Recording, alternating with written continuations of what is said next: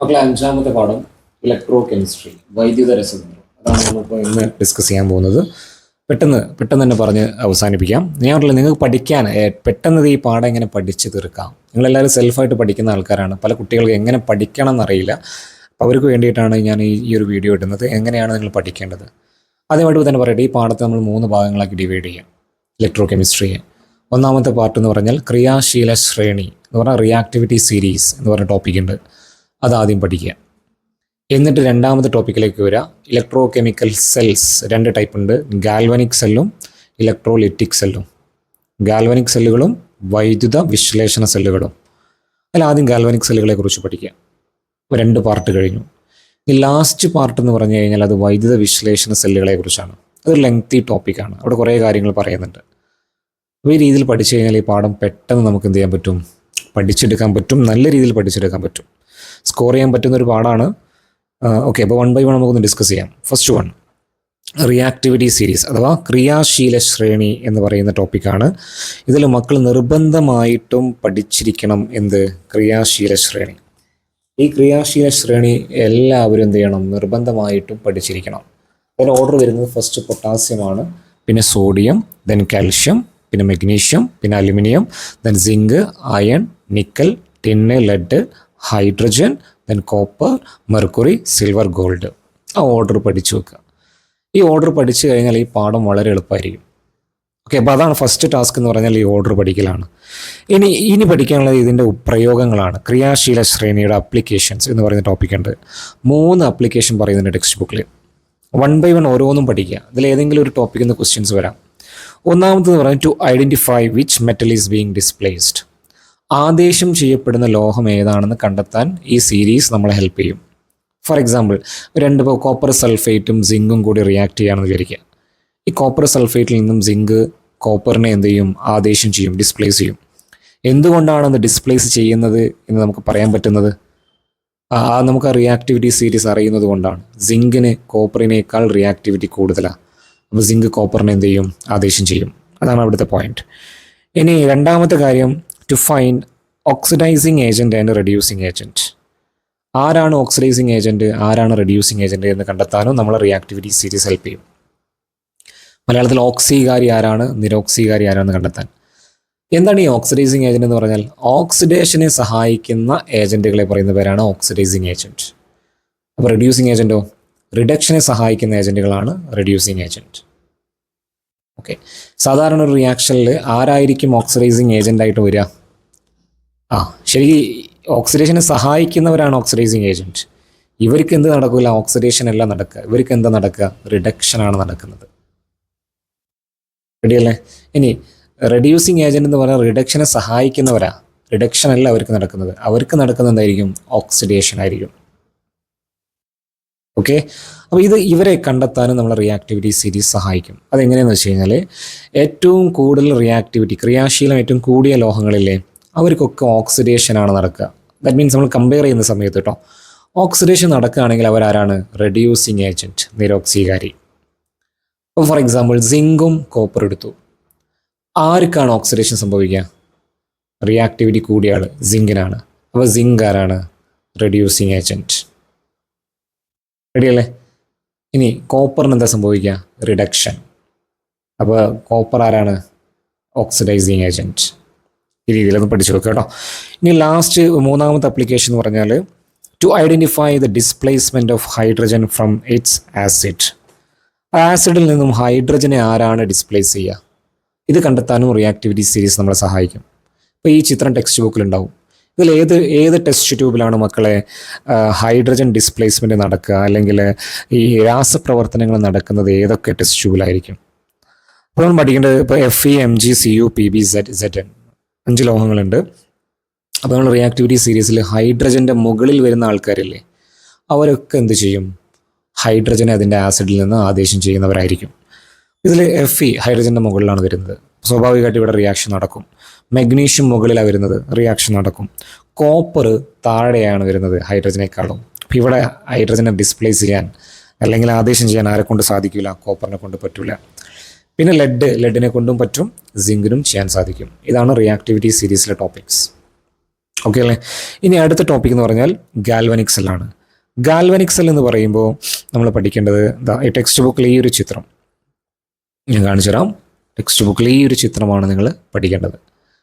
Galvanic സെല്ലിൽ 2 ഇലക്ട്രോഡുകളുണ്ട്, 2 half സെല്ലുകളുണ്ട്, 2 ബീക്കറുകൾ ഉണ്ടായിരിക്കും. അതിൽ 2 ഇലക്ട്രോഡുകൾ ഉണ്ടായിരിക്കും. ഒന്നിൻ്റെ ചാർജ് നെഗറ്റീവ് ആയിരിക്കും, ഒന്നിൻ്റെ ചാർജ് പോസിറ്റീവ് ആയിരിക്കും. ഈ നെഗറ്റീവ് ചാർജുള്ള ആളെ വിളിക്കുന്ന പേരാണ് ആനോഡ്, പോസിറ്റീവ് ചാർജുള്ള ആളെ വിളിക്കുന്ന പേരാണ് കാഥോഡ്.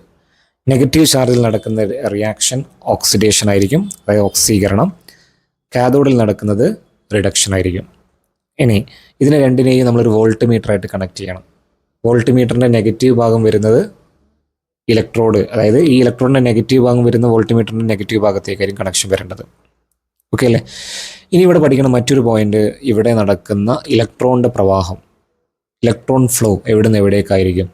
ആനോഡിൽ നിന്നും കാഥോഡിലേക്കായിരിക്കും. ഓക്കെ. ഇനി വൈദ്യുത പ്രവാഹ ദിശ ചോദിച്ചു കഴിഞ്ഞാൽ നേരെ ഓപ്പോസിറ്റ്, കാഥോഡിൽ നിന്നും ആനോഡിലേക്കായിരിക്കും.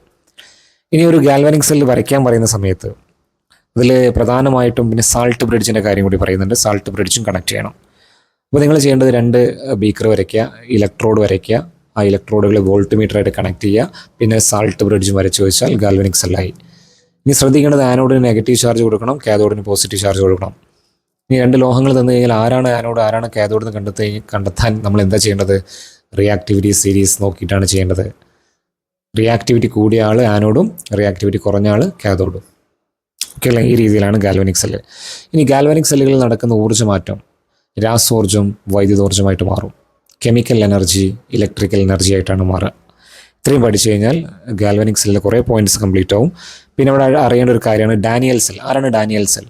സിങ്ക് കോപ്പർ ഗാൽവാനിക് സെല്ലുകളെ വിളിക്കുന്നവരാണ് ഡാനിയൽ സെൽ. ഓക്കെ അല്ലേ? ഇത്രയുള്ളൂ ഗാൽവാനിക് സെല്ലിൽ ടോപ്പിക്സ്. ഇനി നെക്സ്റ്റ് നമ്മൾ പഠിക്കാൻ പോകുന്നത് സെൽ വോൾട്ടേജിൻ്റെ ചോദ്യങ്ങളൊക്കെ വരാട്ടോ. ഇവിടെ സെൽ വോൾട്ടേജ് ഏറ്റവും കൂടുതൽ ആർക്കാന്നൊക്കെ ചോദിക്കാം. കുറച്ച് ഇലക്ട്രോഡുകൾ തന്നിട്ട് ഇതിൽ ഏത് ഇലക്ട്രോഡിലായിരിക്കും സെൽ വോൾട്ടേജ് കൂടുതൽ എന്നൊരു ചോദ്യം വന്നു കഴിഞ്ഞാൽ നമ്മൾ നോക്കേണ്ടത് ആ പെയറുകളിൽ ഏറ്റവും കൂടുതൽ റിയാക്ടിവിറ്റി കൂടിയ ആളും ഏറ്റവും കുറഞ്ഞ റിയാക്ടിവിറ്റി കുറഞ്ഞ ആളും തമ്മിലൊരു ജോഡി ഉണ്ടായിട്ടുണ്ടാവും. അവരിലായിരിക്കും സെൽ വോൾട്ടേജ് ഏറ്റവും കൂടുതൽ. എക്സാമ്പിളായിട്ട് ഇപ്പം മെഗ്നീഷ്യം, അയൺ, സിങ്ക്, കോപ്പർ തന്നിരിക്കുകയാണ്. ഇതിൽ സാധ്യമായിട്ടുള്ള ഗാൽവാനിക് സെല്ലുകൾ ചിലപ്പോൾ നമ്മൾ ചോദിക്കുക എത്ര ഗാൽവാനിക് സെല്ലുകളാണ് ഇത് ഉപയോഗിച്ചുകൊണ്ട് ഉണ്ടാക്കാൻ പറ്റുക. ഇതിൽ ഏറ്റവും കൂടുതൽ സെൽ വോൾട്ടേജ് ഏത് ഗാൽവാനിക് സെല്ലിനാണെന്ന് ചോദിച്ചു കഴിഞ്ഞാൽ നമ്മൾ ചെയ്യേണ്ടത് ഏറ്റവും ക്രിയാശീലം കൂടിയ ആളാരാണ് നോക്കുക, മെഗ്നീഷ്യം.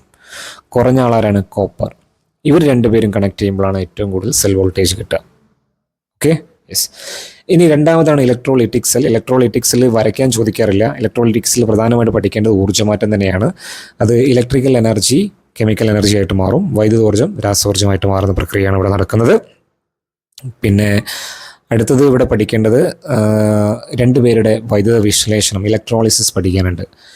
ഒന്ന് ഇലക്ട്രോളിസിസ് ഓഫ് മോൾട്ടൺ സോഡിയം ക്ലോറൈഡും രണ്ടാമത്തത് ഇലക്ട്രോളിസിസ് ഓഫ് അക്വസ് സോഡിയം ക്ലോറൈഡും. അപ്പോൾ ഇത് പഠിക്കാൻ ഷോർട്ട് കട്ട് ഉണ്ട്. രണ്ടിനും ഓരോ ഷോർട്ട് കട്ട് ഫോം പഠിച്ചു വെക്കുക. മോൾട്ടൺ സോഡിയം ക്ലോറൈഡ് ആണെങ്കിൽ നിങ്ങൾ പഠിച്ചു വെക്കേണ്ട ഷോർട്ട് ഫോമാണ് ACCS. ACCSൻ്റെ ഫുൾ ഫോം ആനോഡിൽ ക്ലോറിൻ കാഥോഡിൽ സോഡിയം.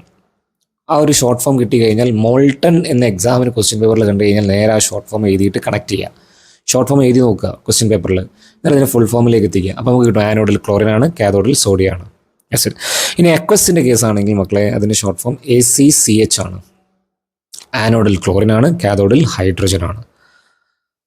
ഓക്കെ, അപ്പോൾ നമുക്ക് എക്സാമിന് അക്വസ് സോഡിയം ക്ലോറിൻ്റെ ഒരു ക്വസ്റ്റ്യൻ വന്നു കഴിഞ്ഞാൽ ആനോഡിൽ ഏത് ഗ്യാസാണ് ഉണ്ടാവുക? ആനോഡിൽ ക്ലോറിൻ. കാഥോഡിൽ ഏത് ഗ്യാസാണ് ഉണ്ടാവുക? ഹൈഡ്രജൻ. ഈ ഷോർട്ട് ഫോമിലൂടെ നമുക്ക് കണ്ടെത്താൻ പറ്റും.